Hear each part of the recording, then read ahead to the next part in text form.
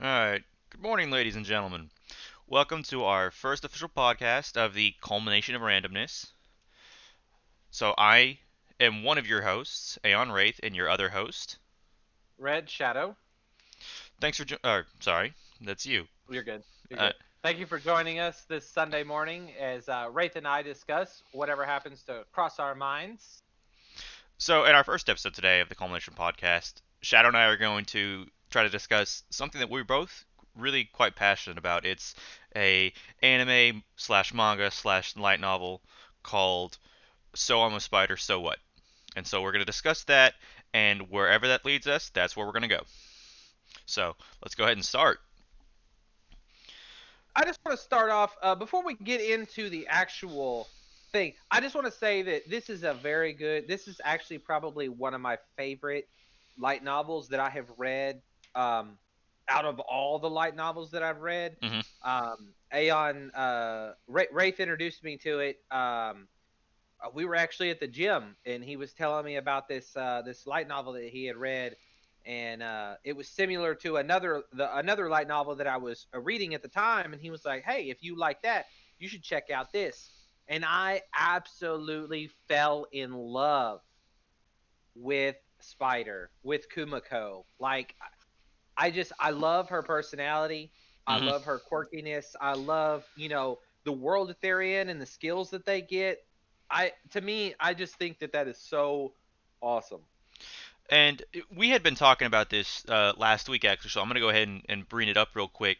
Um, for those who are kind of confused by her name, Kumiko, that's derived from the Japanese, uh, because in Japanese the word Kumo is spider, and Ko is kind of like a common ending for a girl's name. So essentially, in Japanese, her name is Little Miss Spider.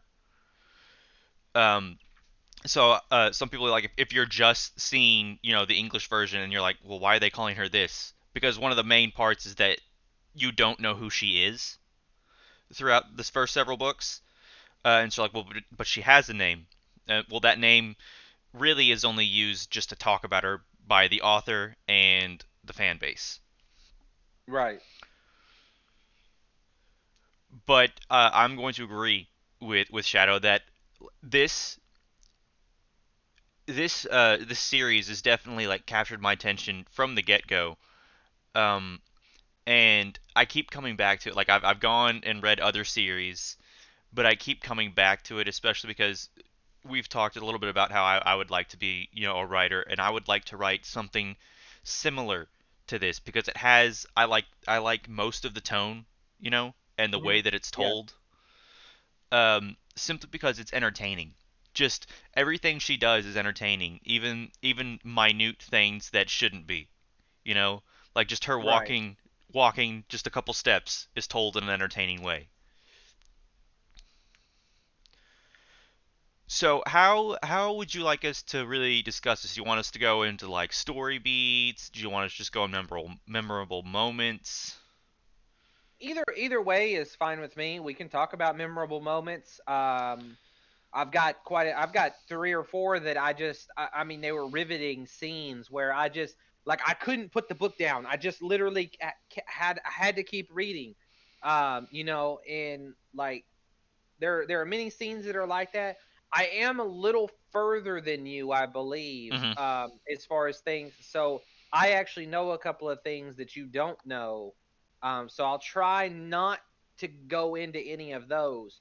But early on, one of the first things that, like, one of the first scenes that really just, like hits home is like when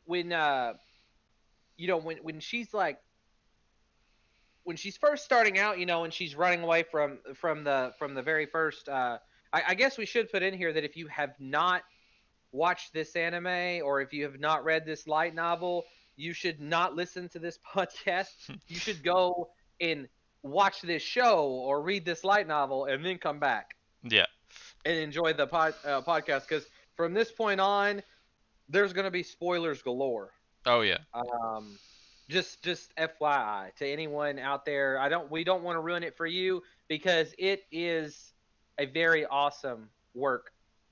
Um, but as she's running away from her mother, after she hatches from the egg and she realizes she's a spider, it's just a cascade. That's one of the things that just Hmm. really grips you and pulls you into the story. Is it's just a rapid fire jab of just enemy after enemy, close encounter after Hmm. close encounter, and like it pulls you in and it just keeps you. I And mean, she has multiple fights right off the bat. You know, she gets better. She gets more skills. But like it's just like picking one fight to just talk about. is hard to do, right? Is hard to do. But I would say her first major achievement out of any fight was when she beat the snake. Her Okay, very first snake that she right. beat. Yeah, she beat it using ninja skills. Essentially, she she was being sneaky and just biting. And jumping out of the way and Yeah, using her web some and because she knew that if she stayed still she wouldn't be able to fight the thing. But even before that she had so many blunders where like she would when she saw her first monster she didn't even use her thread. She just stood there and this and it thing like lobbed a acid. ball of Yeah, acid at her and she's just standing there like, huh, how should I fight this? Oh my god, I'm burning. yeah, hit her right in the face. And it's funny that honestly, like that, I think is one reason why the series is so good because like they say that a good series has to have conflict. And the thing is, she is always in conflict. Like she's she's never just like, hey, I can just sit and relax. Um, and so And even those very brief moments where she does sit and relax, she's not relaxing. She's right, she's training. She's trying to develop her skills. and even in the series, they say that like because as with any sort of I don't know if yeah I'd call this shonen uh shonen Like, story for like Japanese uh, teenage males uh the oh, okay, okay. the the main character is going to become overpowered and is going to be immensely powerful. That's just kind of a trope at this point. You've seen it in Dragon Ball Z. um you've seen it in things like Full Metal Alchemist Thing that where I like about Spider though, I am a very big fan of overpowered main characters, mhm, and we've talked about this before. On this podcast, we've talked about it before on our pre named podcasts on our test podcast. We've talked about how you don't like overpowered main characters that didn't have to work for it. right. And that's something that this does very well. Yes, she becomes overpowered, but she works her butt off to become overpowered. Mhm. Yes, she does have a little bit of help. Some of the skills that she gets are cheaper than they could have been. um but she still has to earn them, and she still chose them out of the pick, or like out of the litter. Like she could have chose others, but her choosing these specific ones and her choosing these evolution lines, they are what enable her to become overpowered.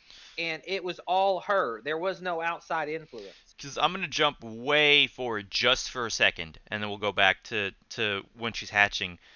Mm-hmm. There's a moment. So there's a character in the series who is essentially he's the strongest magic user amongst the humans, and he's really overconfident because he's the strongest. He's arrogant, and then when he sees what she can do, it kind of like smashes his reality because he's Right. like, dear God, that's possible. And one of my favorite parts of the series actually entirely is involving him where he realizes why she's so strong. Mm-hmm. And he realizes it's because she's been in all these conflicts, and that's why I really like this series is that she grows from conflict to conflict. She's not just growing for no purpose, right? She's growing because of the conflicts. And this guy realizes that, well, then he has to put himself in this kind of situation to get stronger. And that's Mm-hmm. something I really like. Like I like I say it's more realistic, even though I'm reading a fantasy story. I like when a character puts forth effort to get Right. stronger.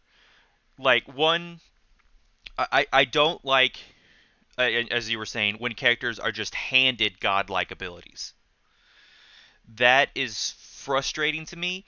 Um, just because like it's the same thing. If you give someone here on Earth, you know, if you give them telekinesis, the first thing they're going to do is not be a hero. They're going to abuse the hell out of that ability.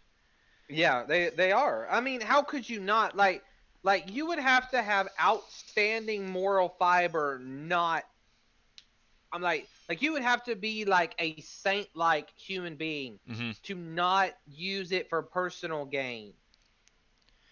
And Like and go ahead. of course, in anime and manga, especially in shonen manga, they have this trope of the main character is the paragon of justice, you Mhm. know, and it just gets, I don't, to me it gets overbearing where you have this dude who's obviously way too strong and is just preaching nonstop, right?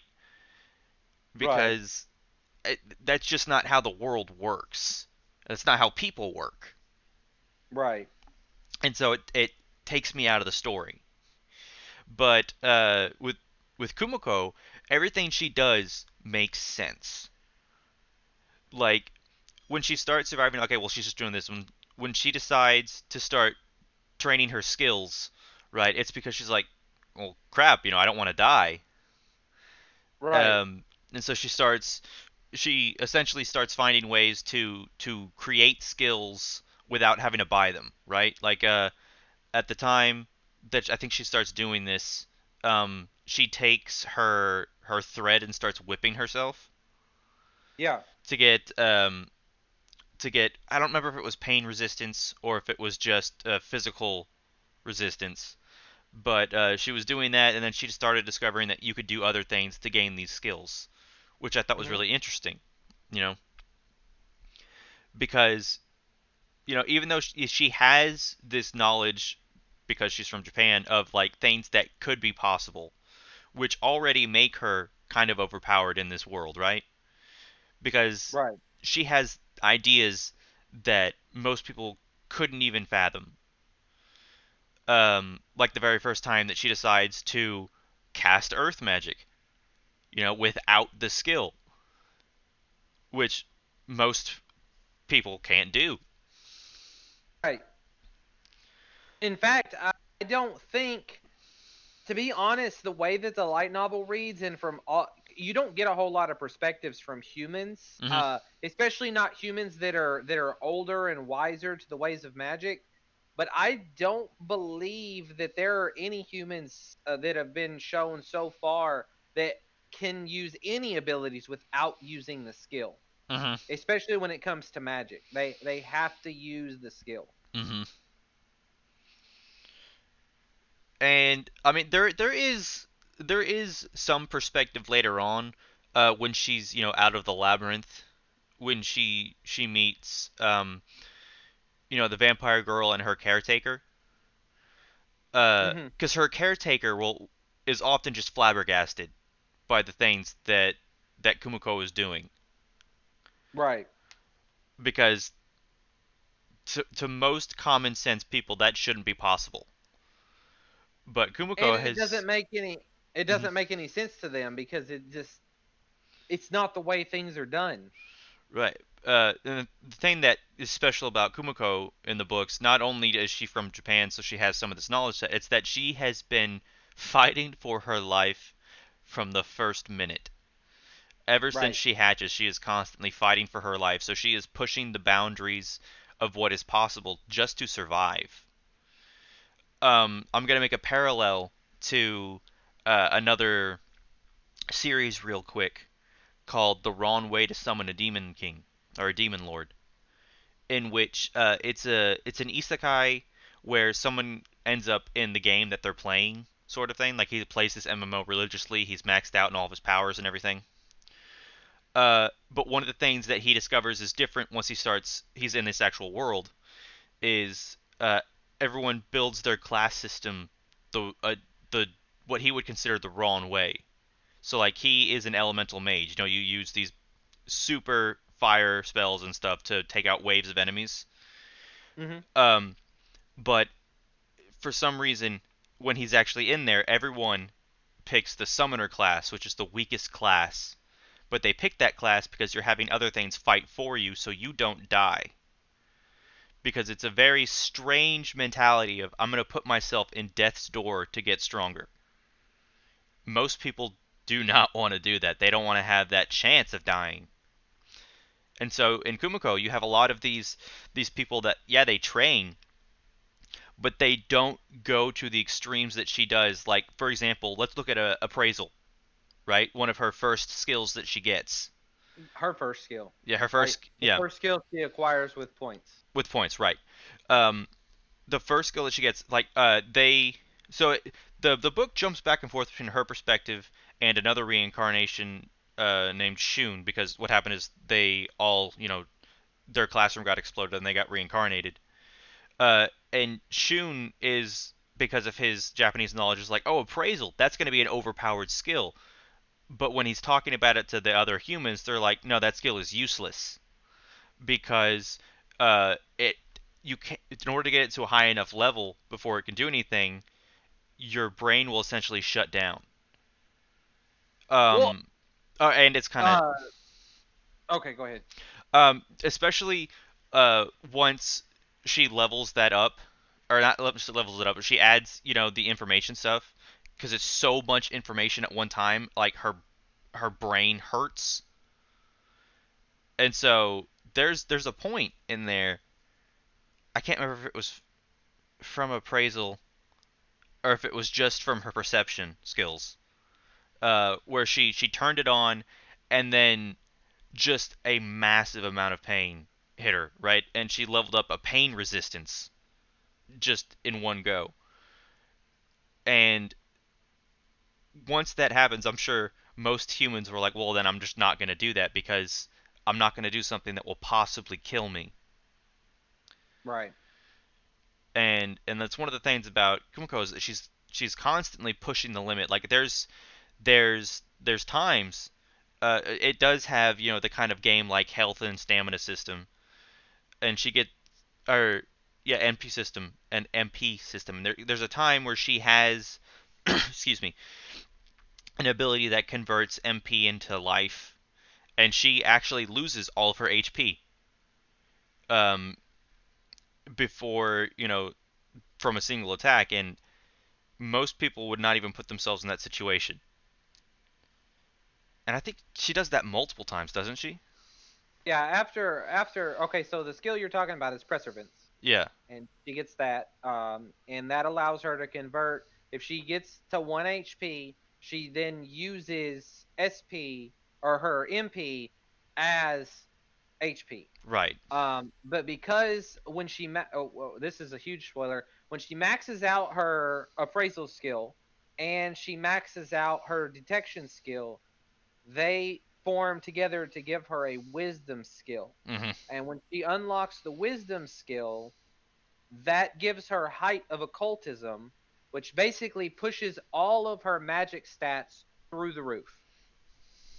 And that is how she's able to survive, because she goes from having almost no magic power to having tons of magic power. In fact, her magic power is so great later on that she can literally, even if she runs out of HP, like she can cast spells and tank hits all day long because she's got thousands of Hmm. magic power.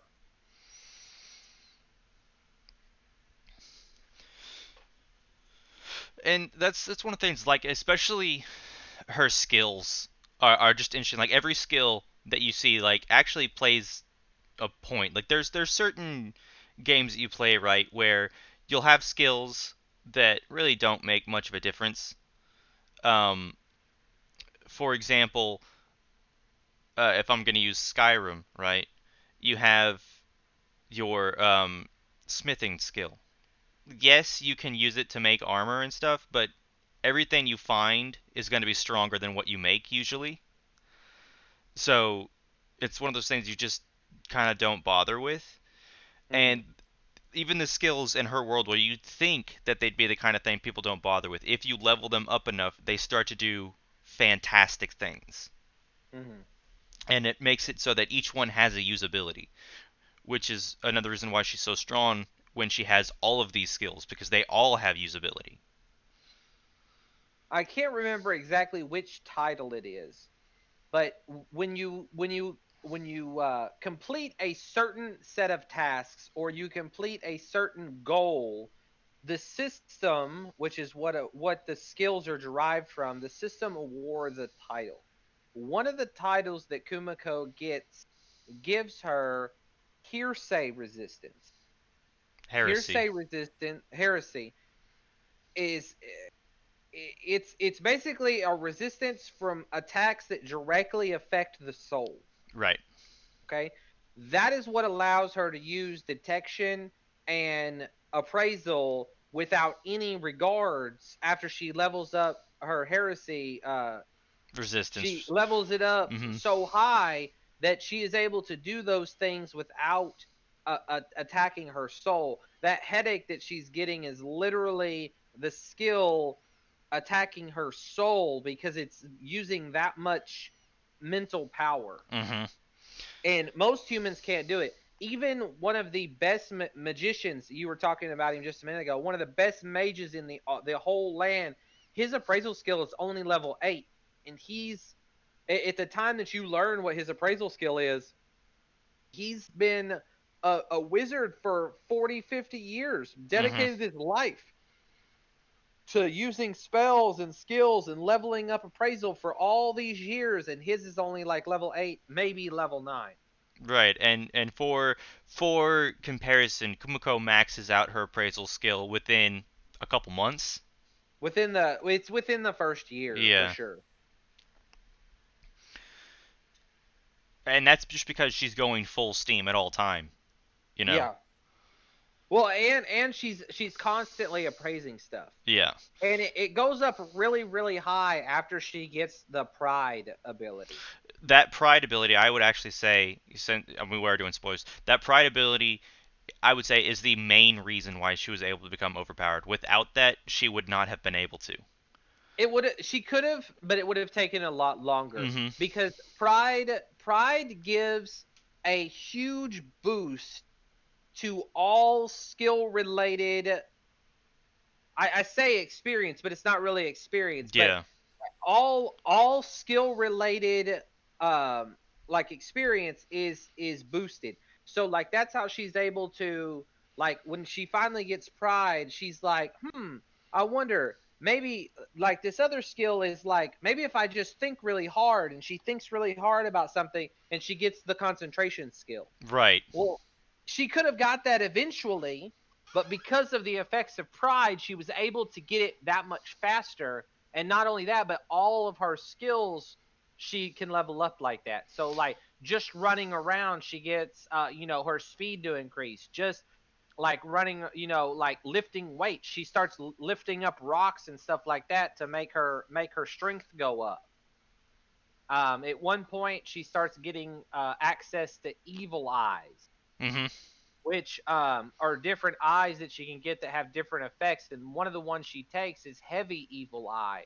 And so she basically goes around, and I think, I'm not 100% sure, but I think even in the light novel, they make a reference, I believe, to Dragon Ball Z, where they're like, I'm gonna train like those fighters from Right. Earth that trained in 100 times Earth gravity. And she activates Evil Eye on herself to give her body extra weight, Right. and she literally walks around like that all the time so that she's constantly getting stronger. And that's nothing. That's why she's also like kind of scary because she comes from Japan, right? She has that knowledge of other training techniques, Hmm. albeit not something you would do in real life. But hey, if you've got magic, you're gonna try some of that stuff. If you live in a fantasy world, then you got to pull from fantasy. That's one of the things that makes isekais so awesome, is most of these people that go to these isekai worlds already have like an idea of things they could do there, and then once they get there, they're like, oh, that's actually a possibility. Okay, I already know how to do that. I mean, I will you say know that there is. I have read some where the guy, the protagonist does not have knowledge of isekais, hmm but it's still entertaining Usually you have to have someone there that does know it though. Well, like I watched recently I watched Wise Man's Grandchild, another isekai, and while it never says whether he knows what an actual isekai is. It's he you know he knows that he has memories from his previous life, Mhm. and he knows that the world that he's in now is not the same as the world then. But the reason why his magic is so powerful is because he knows how like he knows like how elements and like different what's the word I'm looking for, not elements but like different things work together. Like Mhm. he understands how fire works. Everybody in this world is like, well, fire is created when it's hot. Well, no, I mean that's part of it, but you have the fire triangle. You know, you need three things for fire to burn. Mhm. And you add in other elements and other sources of like add in hydrogen or oxygen or any of those things in different concentrations, it's going to make the fire hotter, Mhm. bigger, burn brighter, like all these different things. But they don't know that. But because he knows that, he's just that much more powerful. And same thing with Kumiko. She knows like how to use some of these things. Like none of the spiders use the like one of the things she says is like, maybe I'll be able to swing around like your friendly neighborhood spider person, Yeah. making an affront to Spider-Man. But she actually does that in multiple cases throughout the light novel. She uses her thread as a mode of transportation, Not not only just not only that, I mean, like, 'cause she uses it as a weapon as well, right? And you right. see the other spiders, and almost none of them do, No, right? if they use webs, they just use them. They either fire the webs directly at the person and hope they hit them, or they put them all over the floor or make a web. They don't actually use it in the same manner that she does. Yeah, 'cause the first time you see someone else with thread control, you know, is the Demon Queen, who is a spider that rose up through the different evolutions. And I think her mom also has thread control. oh, does I don't she? know if she uses it. I know she has divine thread weaving. I would assume that she has some form of thread control, but I don't think she uses it. But she does have divine thread weaving. I think that's a different skill class, though, a different set of skills. Hmm. But you have you know one of the most like common things you have for a spider, right? Weaving thread, and she's able with knowledge she already has to take that in a different direction. Not only because she understands basic physics, but because she has some of these ideas. So she's like, uh, I'm not sure if anybody who's watching has seen um, Hunter x Hunter or Hunter x Hunter, but Okay. there's a whole thing as it goes on when but they're doing all these physical attacks and then they're being told, well, no, you got to start incorporating energy and magic into them. And so one of the main characters starts funneling electricity through his yo-yo. And so she kind of has some knowledge that this thing is possible in isekais. So she starts running different things down her thread to make it like a paralysis thread or that kind of thing. Hmm. And that's something that I'm not sure even Ariel, the Demon Queen, would do, right? Just I don't know. because that kind of thing just doesn't really occur to Yeah. most people. I mean, like part of it is like I mean, because you're thinking like how can you run electricity or something else like that down a spider thread? Physically that doesn't work, but with Well, yeah, magic but it does. she can also change her properties. Right. She can change it. She can change like once she gets the her thread control skill up. She can change the thickness of it, the stickiness of it. Like at one point, she makes it so fine and so like sturdy. It's almost like steel cable. Mhm. Like people try to cut through it with a sword, and they cannot cut through it with a sword. Mhm. Like they swing the sword and it just gets stuck on it. Like it doesn't even cut. In fact, whenever she makes her one web in between the middle and the upper sanctum, in the labyrinth, um, they actually try to light it on fire, and they are unable to light it on fire at first because she has equipped the thread with fire resistance. Right.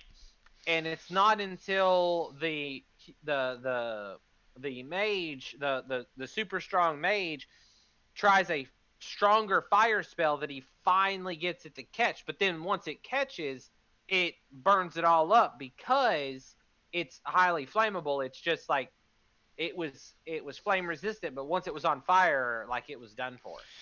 Honestly, that's it's one of my favorite parts about the Middle Sanctum. Is so Kumiko, and she mentions this several times, is always producing thread. She can't quite Mm-hmm. turn it off when she's a spider, so she's always just kind of dragging a little bit of silk. And the Middle Sanctum is essentially like the inside of a volcano. So several times her silk that's coming out of her butt will just catch fire, Mm-hmm. which is one of the reasons why she starts really training that heat resistance, both for her and her thread, because it just kept catching fire and then burning her. Right. And I don't know, there's just something about that scene that always, like, I can read it 1,000 times and it will make me laugh. She's just chilling, then why does my butt hurt? She looks back and her thread's on fire. Oh, that's why.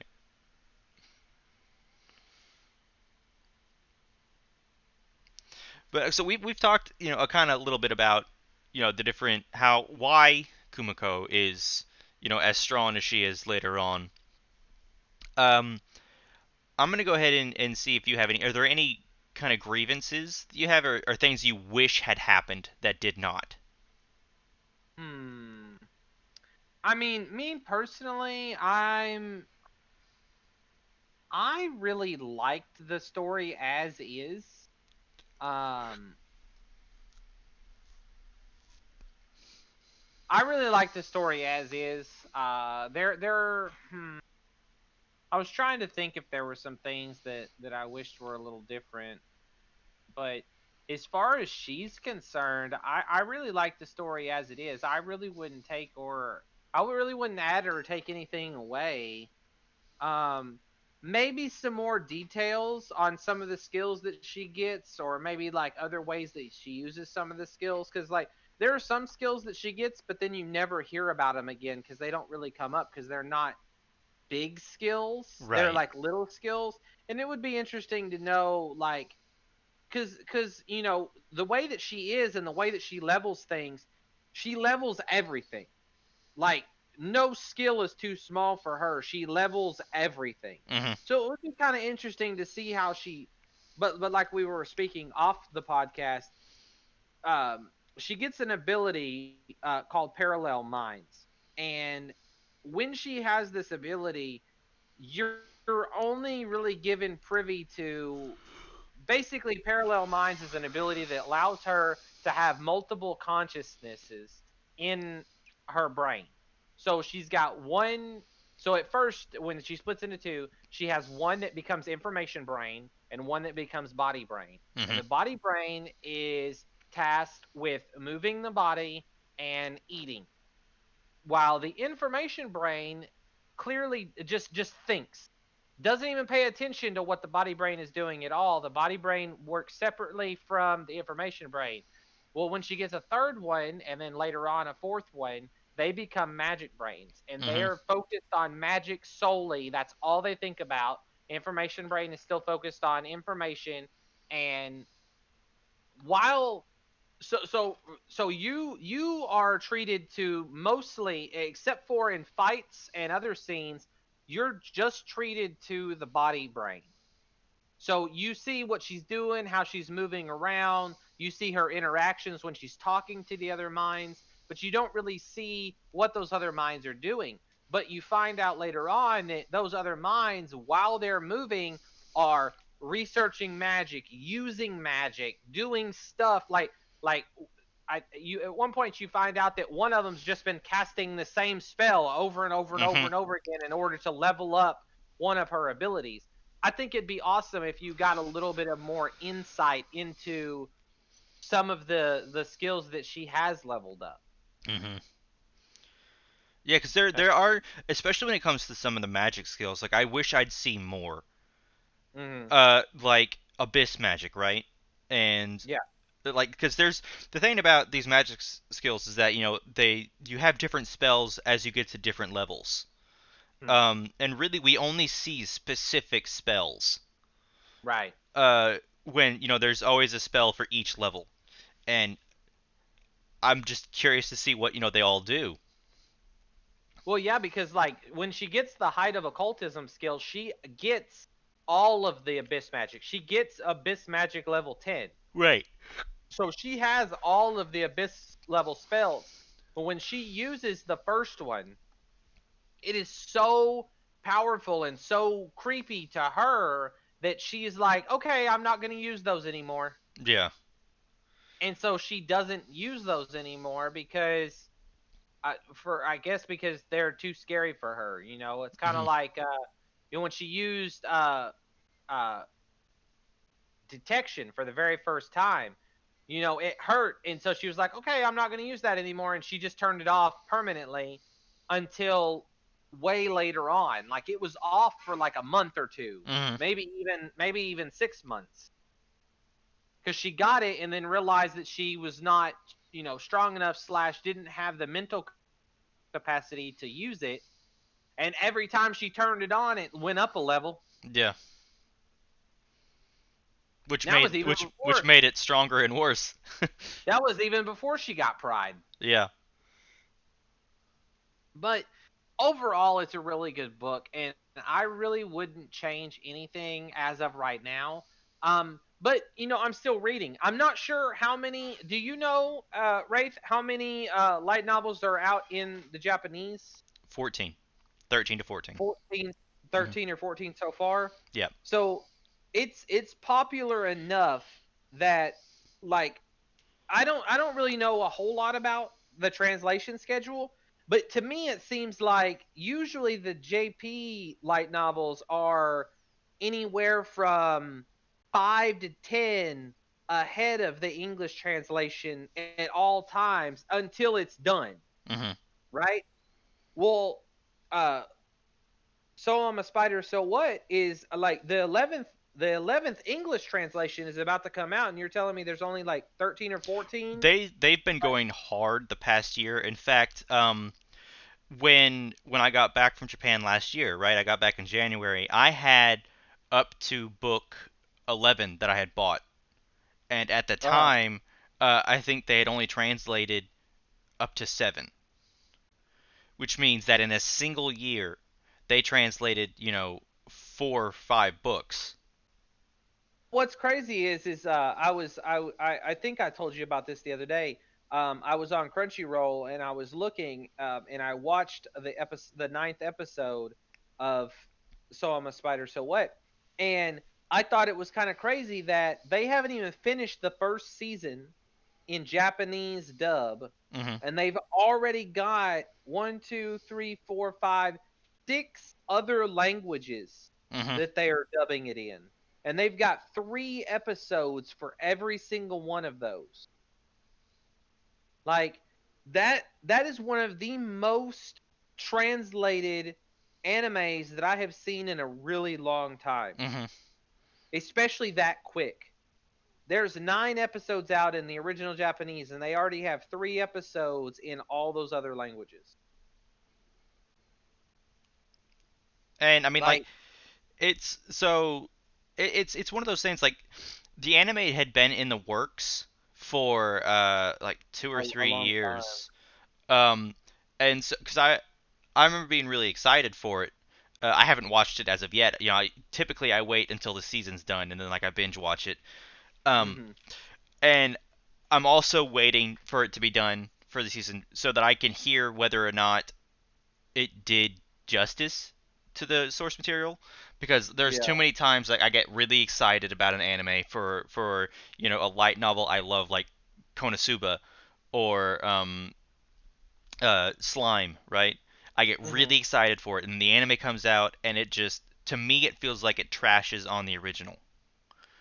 Uh, There are a few things that I can say. The reason why I'm watching the anime simulcast, like I watch it, like if I'm home, I watch it like as it's coming out because I'm just so obsessed with it. Like I want to see the next one. I pre-order all the light novels. I mhm, literally am just waiting for it to download so that I can read it.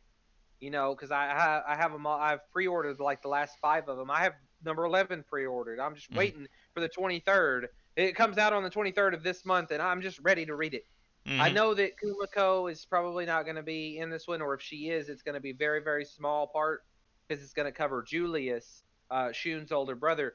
But I just want to know more about that world. I want to know mhm, more about the story and how it all interconnects. Like it's not just the characters, but also the world is pretty fascinating. The fact that it's a type of world that is got magic, but it's not really like it goes into a lot of details. You've got the MA field, and you've got like the skill system and how that works, and like you learn. You haven't got that far yet, I don't believe. But you actually learn how the skill system works and how the skill system came to be. You even meet the well, the church calls it like the word of God, and yeah. what does Kumiko call it? She calls it something, I don't remember if she calls it like announcer or just that voice. but she actually gets to meet that person, or well, kind of. Yeah, Not it's weird because they can't really talk because they're the world voice, like yeah. they're. But like they get to meet him, like you get to see who it is, and I'm like, this is so cool. Like the whole world is just it's really fascinating. Cause But there if I had any complaints, it would be about the anime. And my biggest complaint so far is the anime, like the light novel, is rushed. mhm, Because there's just so much happening and so many things that are happening. But the timeline in the anime is way more skewed than in the book. mhm, So in the first light novel, you get two perspectives. You get Kumiko's perspective as a spider in the dungeon or in the labyrinth, mhm, and you get Shun's perspective. You first see Shun whenever he's going to the appraisal ceremony. That's the very first time that you see him, is when he's going to the appraisal ceremony with his sister. Um, the very first time you see him in the anime, he's about to go to school. hmm. Like he's getting ready to go to school. Like he's already met two other reincarnations, and they're getting ready to go to school the very first time you see him.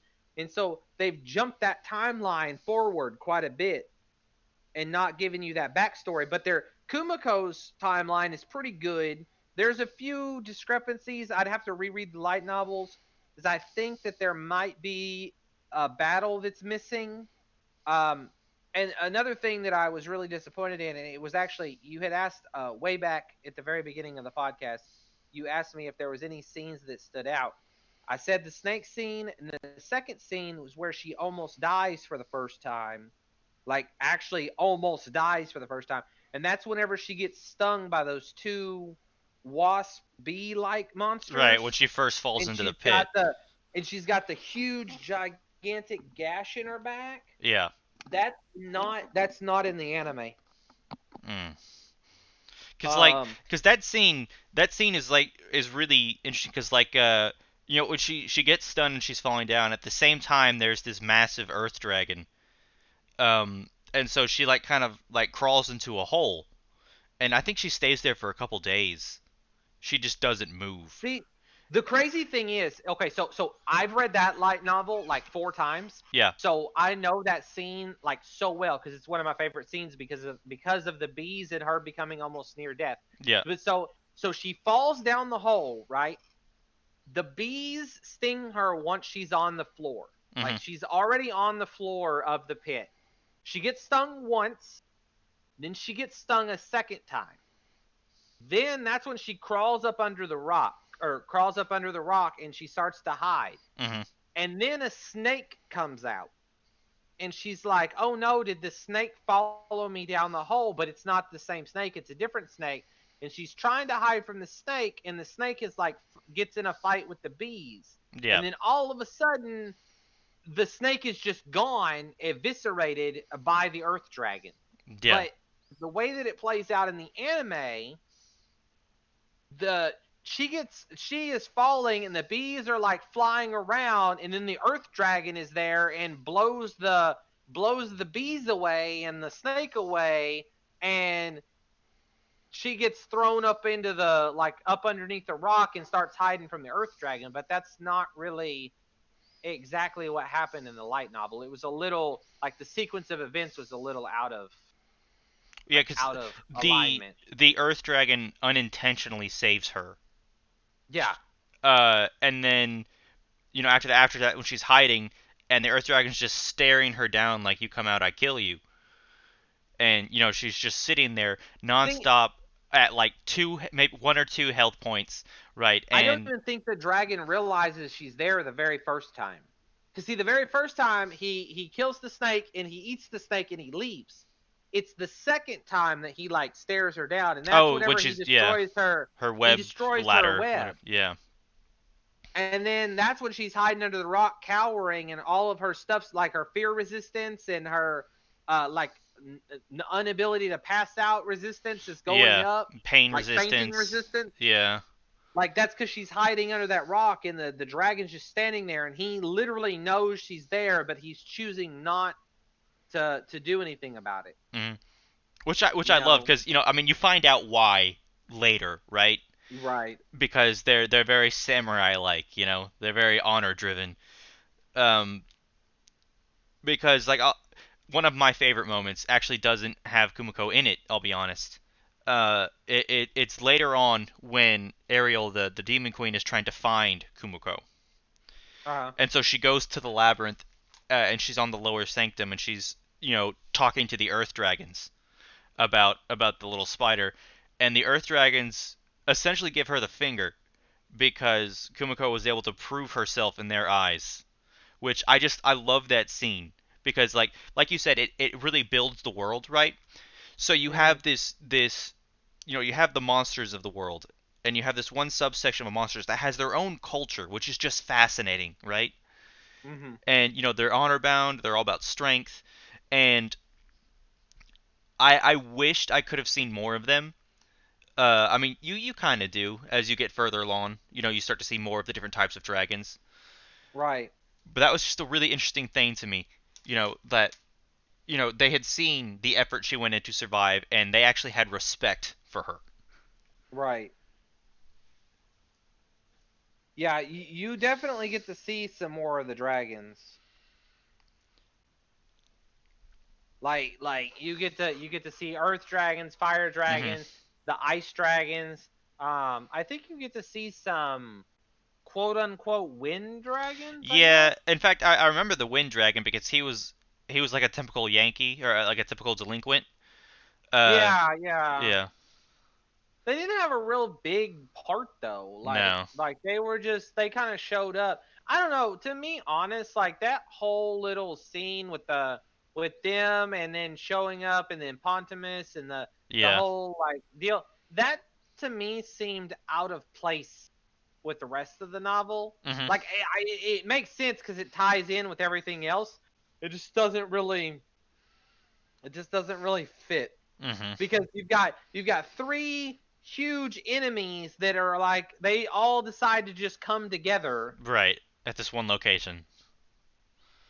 and work, and not only do they come together but they also work together up until like the very end of the thing, and then Yeah, Pontimus is a dick. Pontimus is Pontimus. I mean, he's gonna do what Pontimus wants. Yeah. And but no, I mean, I think it's a pretty good, I think it's a pretty good anime. I think it's a really good light novel. Um, and I really look forward to reading more of it. So as someone who hasn't watched the anime, how is the soundtrack? Um, Is it to be just honest, it's got a lot of See, this is a bad question to ask me because I'm very bad with soundtracks in anime because I remember the story but not the music. Like even Hmm. if it's playing, but there is a lot of kind of rock type music in it, especially like the intros and the outros. It's got Kumiko like doing her dancing and like doing her like yelling in the microphone type of, kind of like you would see her Yeah. mental self, Okay. not her actual self, because her actual self is like super quiet, but Yeah. like her mental self is like super loud and all in your face, Yeah. which is kind of funny because it kind of makes me feel like I'm a pretty big introvert. Like when Hmm. I'm in public and stuff like that, like I'm real quiet. I don't really say a whole lot.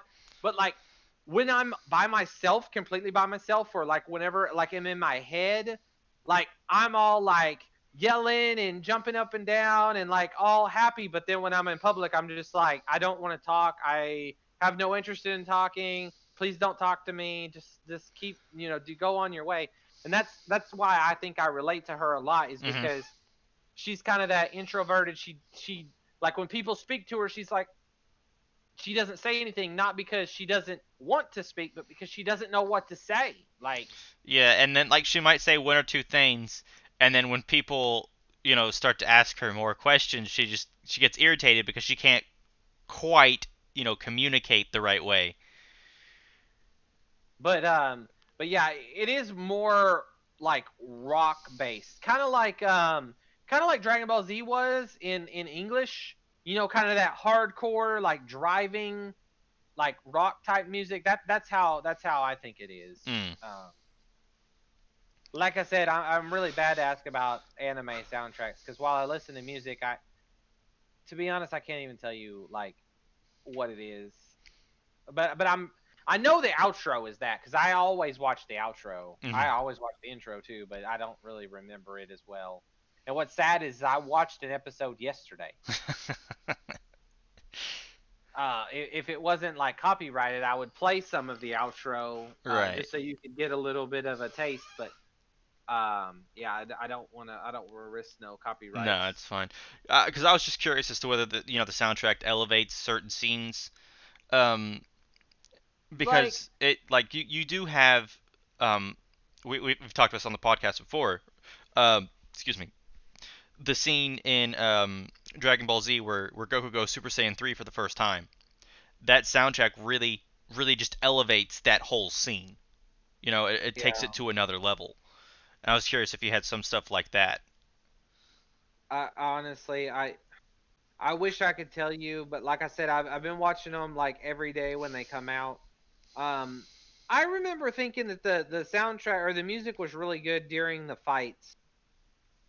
But I couldn't describe it. I just remember it being good. I'm like, okay, this is a pretty good fight song. Like this is, but I was so wrapped up in what I was watching and I Hmm. was reading, I was reading the subtitles, but I don't know. I was just so wrapped up in the thing. You'll have to watch it whenever it's done, Hmm. and give me an education on what to look for whenever I'm listen or what to listen for when I'm listening to soundtracks Yeah, especially for because anime. because it oh, excuse me. Well, it's kind of like whenever you introduce me to the soundtrack for like Fairy Tale, Hmm. right?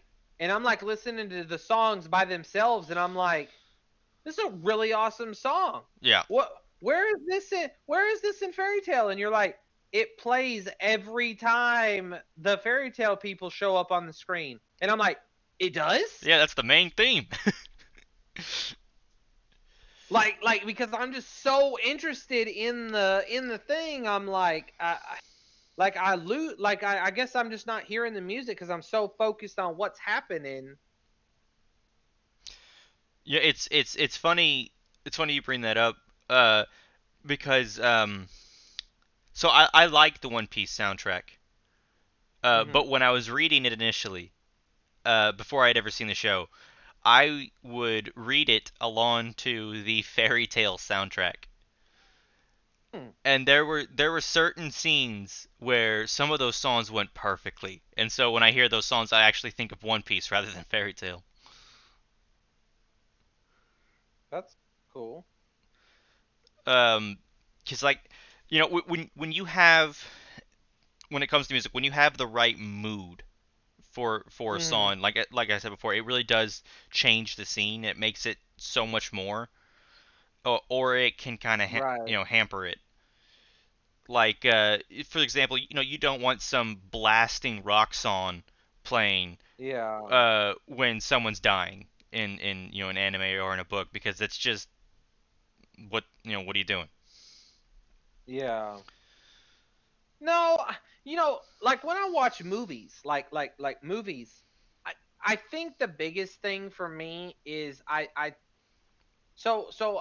can multitask a little bit, but I can't multitask a lot. I think what it is I'm so focused on reading the subtitles and watching what's happening because like when I'm watching something in English, I don't necessarily have to be paying super close attention Hmm.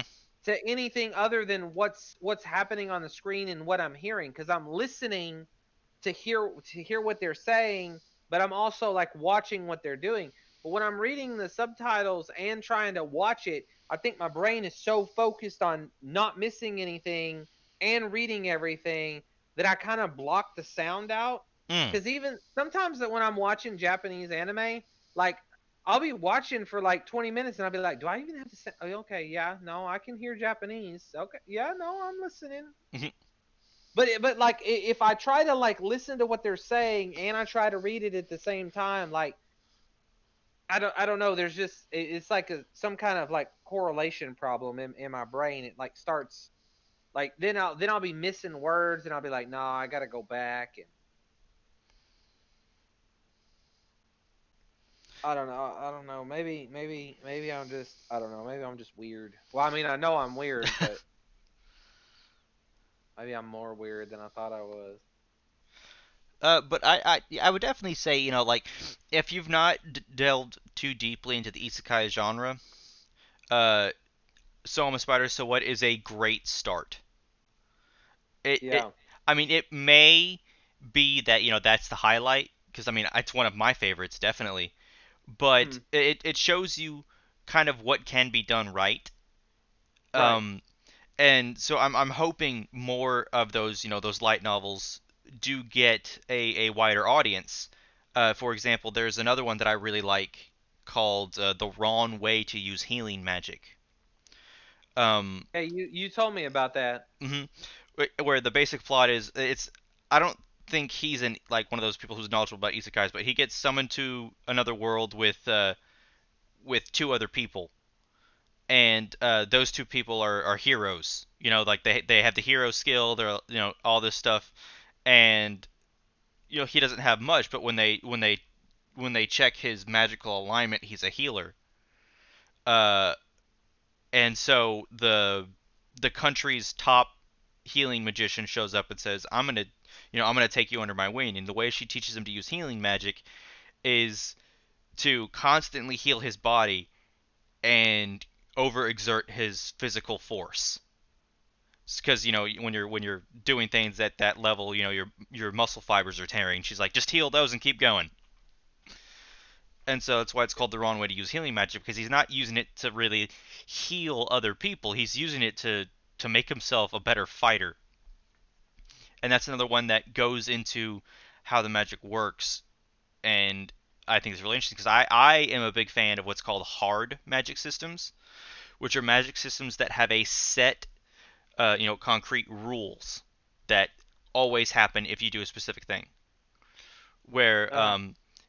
they explain to you how the magic works, whereas a soft magic system they kind of don't. It's just magic. And I So sorry, go ahead. so for an example, would Harry Dresden be like an example of hard or soft magic? Hard, especially like because Because it's based on real world physics ish. not only that, but they in Dresden they hit home very early on that magic is really all about mental stuff, right? Uh-huh. It's about getting that picture in your mind. And so he says, when you're saying the spell, when you're using this stuff, that's just to help you get a better picture in your mind. You don't necessarily need those to cast Uh-huh. magic. It just helps you do it better. Okay. An example of like a soft magic system, I would say, is Lord of the Rings. Can you You tell know, me to this day, I don't understand how magic in Lord of the Rings even works. exactly? That's Like, what makes it I don't a soft magic understand. system. Like, I don't even understand what spells they used. Not really. hmm And so that's the difference between hard and soft magic. Soft magic, you can have magic, you just don't explain how it works, and so it's just mystical. It's more like something that you don't comprehend. Whereas hard magic, it's like another skill, you know, where if you work at it, you can get better at it, and that's the kind of thing that I like. I like when it's it's got rules, it's got things that you can follow, things you can understand. Yeah. Yeah, I can agree with that because like my thing is like using Lord of the Rings as the example. Like I don't in that entire movie I didn't understand the wizards at hmm all because they say not anybody can be a wizard, but then the wizards that are wizards have to use staves. hmm From what I understand from like watching, I've never read the books. Maybe it explains it a little bit better in the books, I'll talk about it in just a but second. but like from what I understand and from what I've been told by others, they have to have the staff. If they don't have the staff, they can't even use the magic. I don't know. It's like it's so convoluted. Like I just don't get how it works. Right. So, like, Lord of the Rings is a soft magic system in the initial story, and then you have the Silmarillion. The Mhm. Silmarillion is the one that goes into the lore of what happens in this world and what everything is, because it goes into, well, what is a wizard? Mhm. Because actually, in the lore of Lord of the Rings, of the Middle Earth, a wizard is not a human. A wizard is essentially an angel. Like they are one of the creator's um, forces and that's why they can use magic. And in fact, uh, the the main enemy of Lord of the Rings, Sauron, was a Mhm. wizard who turned evil. Yeah. So where he came to visit the human races, and he was corrupted by power and greed. And so it goes into that kind of thing. And that's where it becomes a bit more of a hard magic system because it starts to explain it. But if you just look at Lord of the Rings, you don't understand any of that, especially because it's told from Frodo's perspective. Mhm. Right? So everything that Gandalf is doing, you have no idea how it works. Right. Um, and it never even spends time with that because in that story, it's not necessarily important because what's important in Lord of the Rings is Frodo's journey. Not Right. necessarily him learning magic. It's he's not trying to learn magic. He's trying to get from point A to point B. Right. So, that the wrong way to use healing magic. Does it have an anime or a No. light novel that's translated? Uh, Let me see if it has a light novel that's translated. I actually had the hardest time finding it when I was in Japan. I had to go to like 10 different bookstores. Is it just not popular? Um, I think it's rather new. Well, because I think the thing about it is like the more the anime, especially over there, the more it gains popularity, the faster everything happens. Like, and from a marketing standpoint, I guess that makes sense. But like the more wide received it is, the more popular it is. It's like the faster the light novels come out, the faster the Mm-hmm. mangas out, the faster the anime's made. This is not what I want. It seems fast. I don't. But yeah, I've not seen. Uh,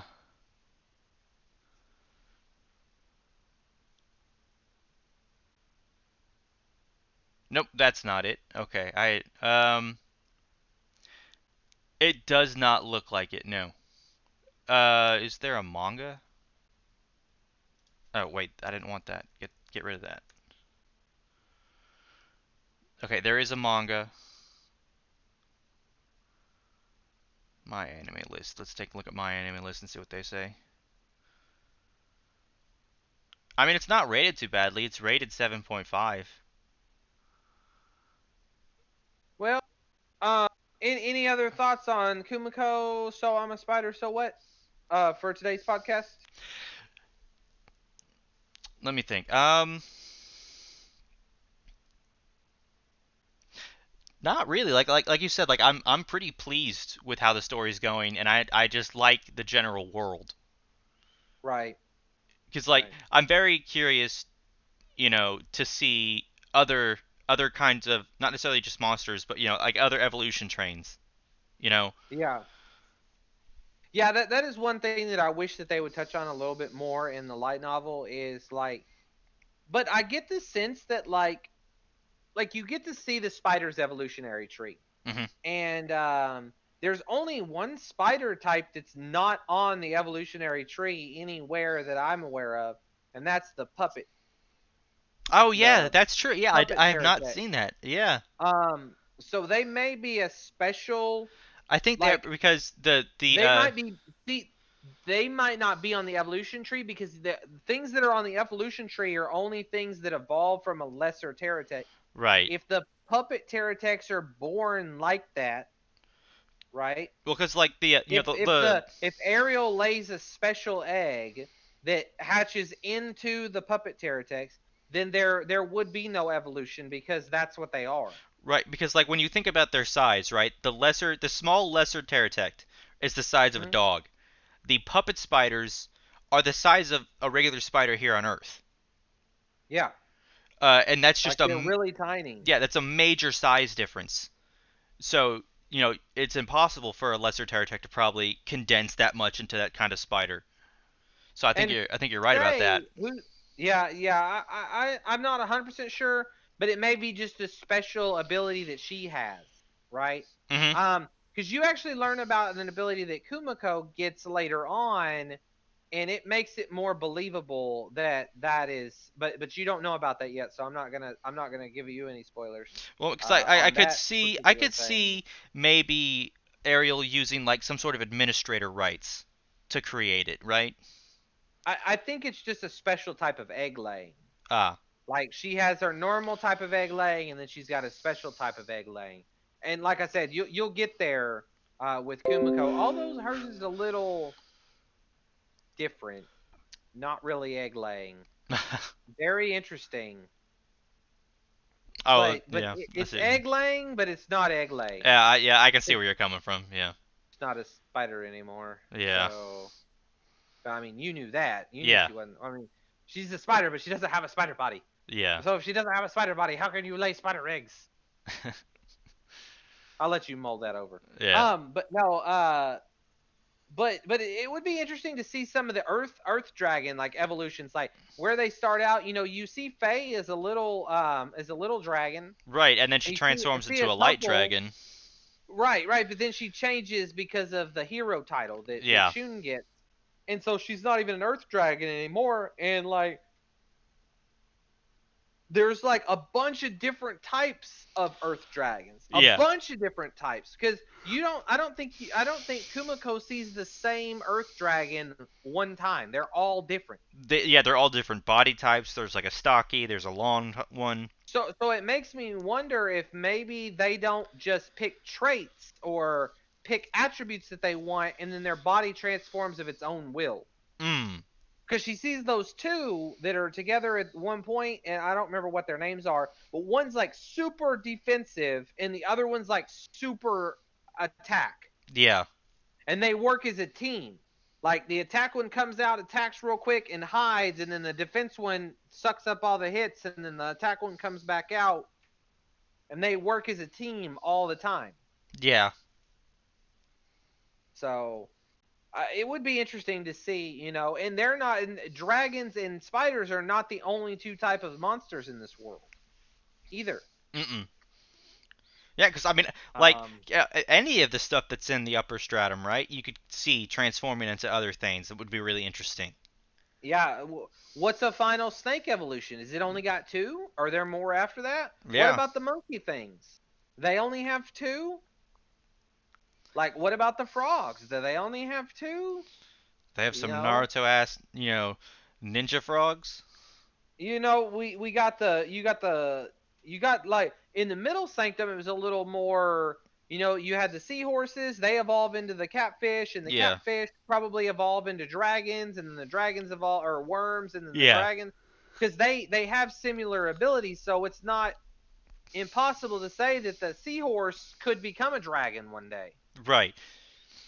But you're not 100% sure because you don't know, because other things have dragon abilities. Mhm. So, you know, heck, at one point I think there's even some humans that you meet that have they have like worm armor Yeah. because they Which yeah. defeated a dragon, and they get that's one of the I think it's a skill you get from Dragon Slayer title Yeah. is you get worm armor, which then once you have it can be leveled up into dragon scales. Yeah. Like once you have it, like it's level upable, Level upable. Yeah. Yeah. level upable, upable. Is level upable a word or is it two words? It's increasable. It's It's increasable. improvable. We'll put it that way. It's improvable. Improvable. It is improvable. All right. So that has been. I guess we'll go ahead and do an outro now. We've gone for about just shy of an hour and 15 minutes. Mhm. Um, I think we'll wrap that up here for today. I hope you enjoyed our talk on Kumiko. So I'm a spider. So what? The Japanese light novel Isekai. Awesome Yeah. story. Did you have any closing remarks, Rafe? Actually, I do. Uh, so we've been talking about isekai, most specifically, Soma Spider, so what? But if you're also interested in what we've been talking the past, 15 minutes or so, which is these evolution trains, there's another light novel slash web novel I'll recommend called Reborn as a Dragon Egg, um, which has it's not necessarily similar in the way the story is told, but it's similar in the way that the main character starts off super weak and tries to evolve into something stronger. So I guess just in all, I enjoy isekai stories, and so you may see some that you don't necessarily care for, but there's a lot of good stuff in there. So at least give everything a try. And that's Mm-hmm. that's my little thing here. When it comes to isekai, just give things a try. You can decide if you don't like it. I don't like living in another world with a smartphone. That's an isekai. I don't like it, but I tried it. So Right. yeah, so just I guess go have a good time. I agree. All right. So thank you everyone for joining us. This was our first official podcast. We are now called the Culmination of Randomness. That is our name for the two of us. Yes. I hope you join us next time. I don't think we're quite sure yet what we're going to talk about, but it's going to be something similar to how we did it today, where we have a main topic that we're talking about, and then we just kind of make tangents here and there. Right. So Because yeah, randomness. random exactly. That's just how our brains work. Um, so thank you. I hope you join us next Sunday morning for our second podcast, Mhm. and thanks for coming.